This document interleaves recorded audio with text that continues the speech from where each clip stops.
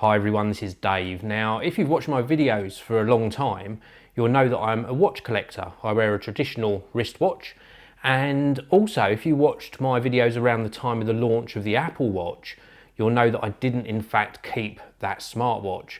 But I was recently given the opportunity to try a very different smartwatch. It hasn't got a full colour screen, it's got something very different, and it's really nicely designed. This is the Vector smartwatch, and we're going to take a closer look. So I want to start by giving you a look at the Vector packaging, because that's part of the experience when you purchase a watch. And it comes in this really nice box. It's got a little tie that goes around the front here.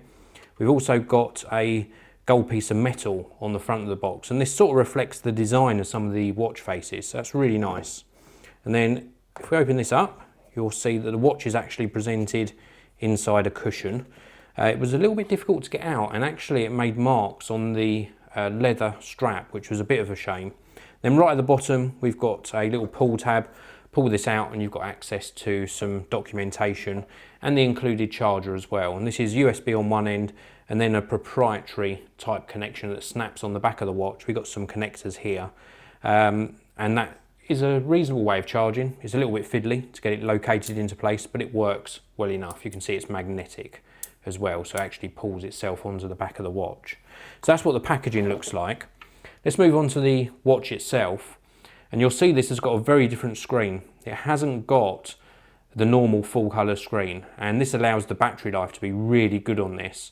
And I get between 7 and 14 days on a single charge, which I think is really very good indeed.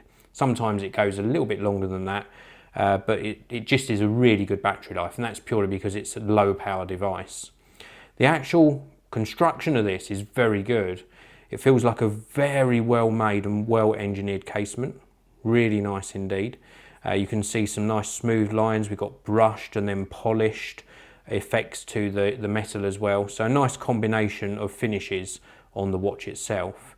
The strap is really nice. This is a very nice sort of nubuck type leather, very thick strap as well.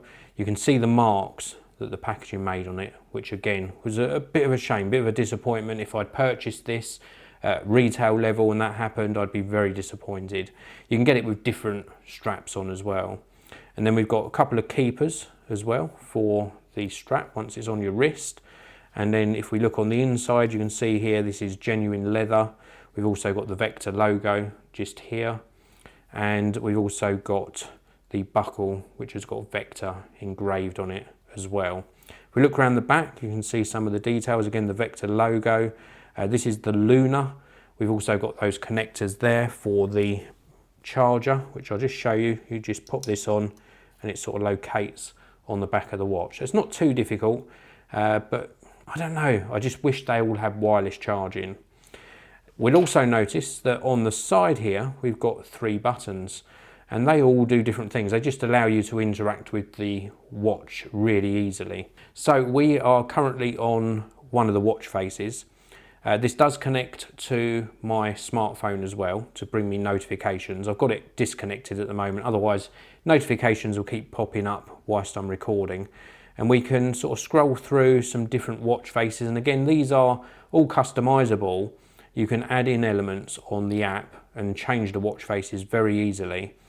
So this one's just got a step count and a traditional style watch face. Then we've got a digital one, again with the seconds going around the side there.